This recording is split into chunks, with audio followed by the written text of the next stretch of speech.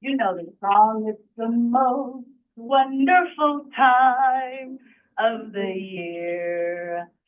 With the kids jingle belling and everyone telling you, be of good cheer. It's the most wonderful time of the year. In fact, I believe that.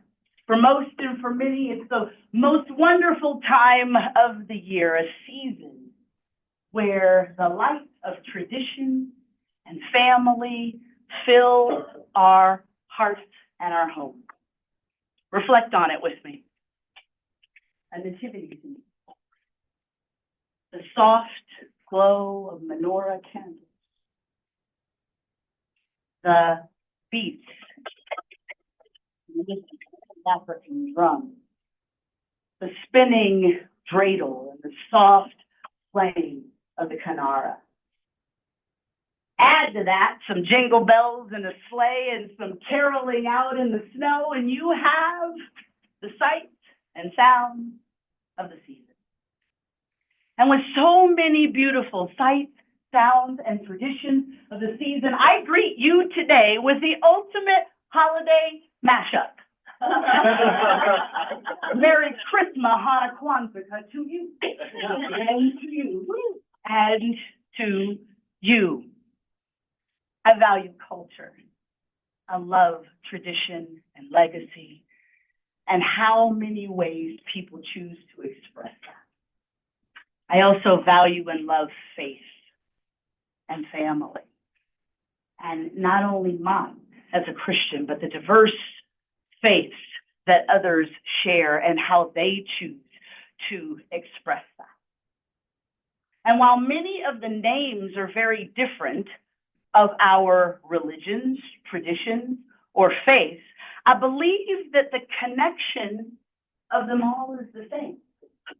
And it's family, it's love, it's the richness of what we value and what we believe. And so today I want to share with you why I believe that tradition matters, and share with you just one tradition from my family that we have found that have anchored us to who we are. Tradition, folks, is the window into culture. And culture is how we choose to perceive one another. It's the way we're able to see the value of people. So whether, depending upon who you are and what your basis is, whether you are lighting a menorah, whether you are attending a mass, whether you are decorating a kanara for Kwanzaa, or whether you are out singing carols, the expression of those things are all about your heritage.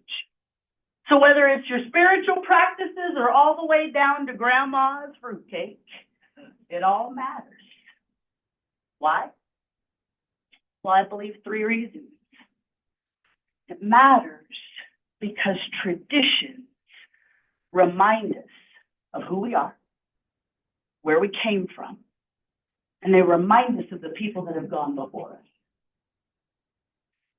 Secondly, traditions anchor us to our values and our beliefs, because in a time like this, we must be anchored to something. Everybody's anchored to something. And the third thing, and the thing that's most beautiful to me, is it gives us the opportunity to pass down wisdom and meaning from generation to generation to generation. It's how you all got the traditions that you have. Somebody passed them down to you. I value these things because I believe that more than anything, and you have to think about it for a minute, that tradition, valuing the beliefs and cultures of other people, they actually connect us more than they divide us. They connect who we are as humans. My pastor loves to say, most of us are like the rest of us.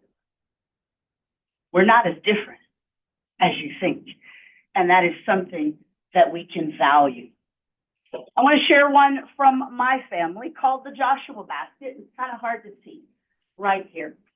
But this is a tradition that my family adopted, and it inspired by the story of Joshua in the Bible. A miracle had taken place in a place, and after that miracle, because he didn't want people to forget what had happened there, he was told them to build a monument of stones, so that when people walked past that place and they pointed and they said, "What is that? What happened there?" there would be cause to tell the story over and over again, so they would not forget the blessing. I adopted this tradition during one of the hardest times in my life as a single parent, where I didn't have very much I thought I had to be thankful for. But it was important to me to make sure that my children knew how to look into hard times, and they didn't forget, based on my faith base, the blessings and the provisions and the miracles that God had provided for my family. So here's how it goes. All throughout the year, you write down on your paper the blessings, the miracles, and the provisions that took place in the house. And at Thanksgiving, or sometime between there and Christmas, we sit down and we go through all of the papers and we recount the blessings that took place. This sits prominently in my house all year next to a monument of stones. It is something that we have passed down, and it anchors us to the blessings. So let me encourage you, in the spirit of Chris Mahana Kwanzaa this year, make sure that you examine what anchors you, what ties you to your tradition. What is it that's been passed down, what you choose to pass down from generation to generation? And so from my family and the Joshua basket to yours, Merry Chris Mahana Kwanzaa to you. Thank you.